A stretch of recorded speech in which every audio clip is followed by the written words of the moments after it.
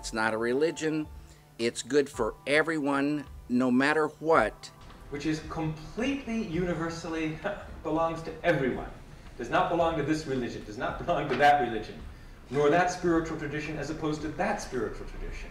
It is as old and as universal as humankind.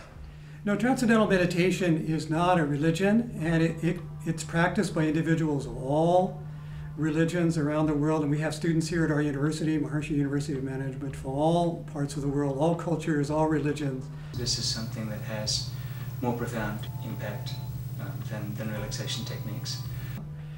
I'm working for a very prestigious university, had a good job. My office used to belong to John F. Kennedy when he was a student there. My office overlooked this historic courtyard and this historic building that had been the site of the Continental Congress of the United States.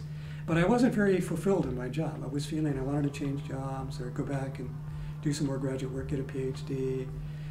And immediately when I started Transcendental Meditation, I began to be very happy and very fulfilled in my job. And I began to think, oh, well, maybe I should change my plans. That really impressed me, that overnight, my feeling about what I was doing, it was the same job that I was doing the day before. The next day, I enjoyed the job. The day before, I did not enjoy the job.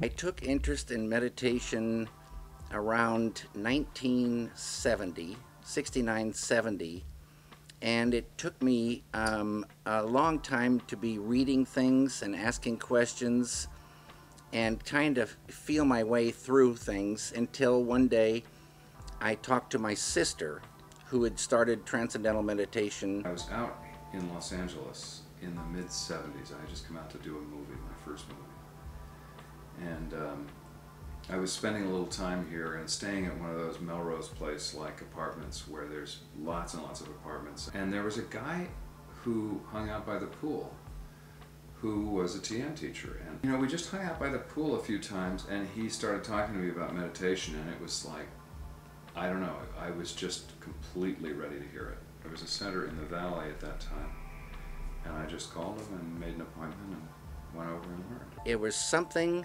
because I was very interested in meditation and was looking into different forms of meditation, but something in her voice and some things she said, I got off the phone and I said, I gotta have that.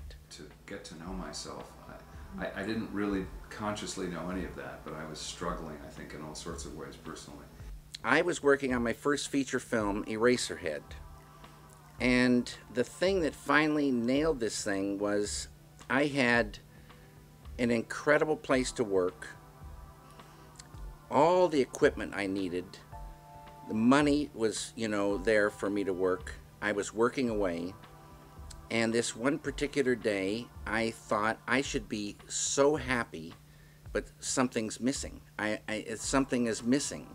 And that was a thing married with the idea of meditation, and I really wanted it. And once I learned TM, when I'd been meditating for about a year or two, I went on my first what they call residence course, which is really like a sort of weekend retreat where you go and you do some extra meditation, and my experience was that I got this unbelievable rest. I slept like I'd never slept before in my life, and I came away from this weekend feeling like a different person. What I liked in the beginning about Transcendental Meditation for myself was that you learned the technique, you verified that you were meditating correctly, you get your questions answered, and you're on your own. You don't have to belong to any group. You're on your own. You just meditate twice a day regularly and watch what happens. Well, that night, I got home and turned on the evening news. And they were talking about, the reporter was down on the floor of the House of Commons interviewing the members of Parliament. And one guy said, yeah, it was like a giant leaven. There was euphoria in the air. Why? They had unanimously supported the passing of a particular bill that apparently they hadn't had such unanimity in 100 years. But what happened during these groups is that the violence would go down and the level of cooperation, the peace efforts would go up. I looked at this research and I thought, you know, the implications of this are that if you could just teach 1% of the inmates, the inmate population, TM, there would be no violence in the prisons.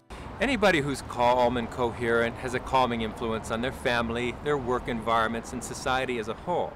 But if you want to have a powerful effect that you can measurably transform society, reduce crime, warfare, terrorism, you've got to put people together and radiate this more powerful, coherent effect of peace. There would be a dramatic improvement in the quality of life, more positivity in society, negativity, crime, illness, disease.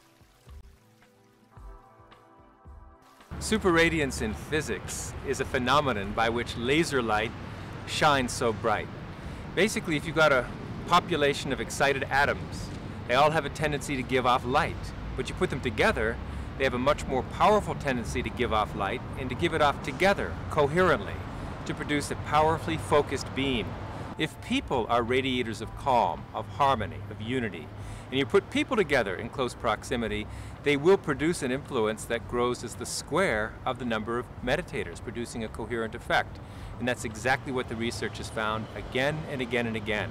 Yes, the superradiance effect, or also called the Maharshi effect, refers to the impact on the quality of life in society of the group practice of Maharshi's Transcendental Meditation and its advanced techniques, including yogic flying. And the prediction is that only a small fraction of the population of society is required to dramatically improve the quality of life in society.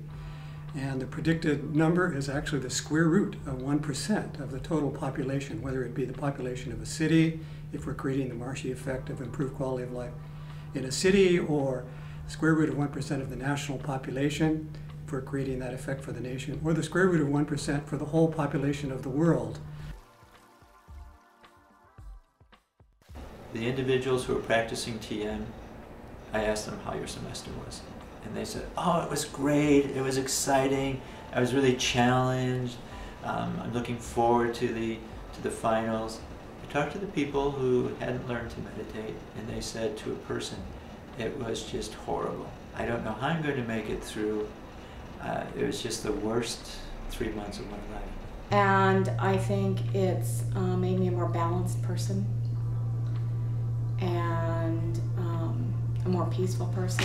Our life doesn't change. We still have to go through all the things that we have to go through in our life, but somehow it's a little bit softer. It's like rounding the edges of the hardness of life, and that helps a little bit. Regular meditators, they keep meditating because it's so enjoyable and things start getting better. Try Transcendental Meditation, that it will fulfill your highest aspirations more quickly. It is the most easy, most natural method of fully unfolding our own unbounded inner potential. And it's fully compatible with whatever other values that you may have, religious or cultural or whatever. It'll simply help you achieve those high aspirations that you have to unfold your full potential.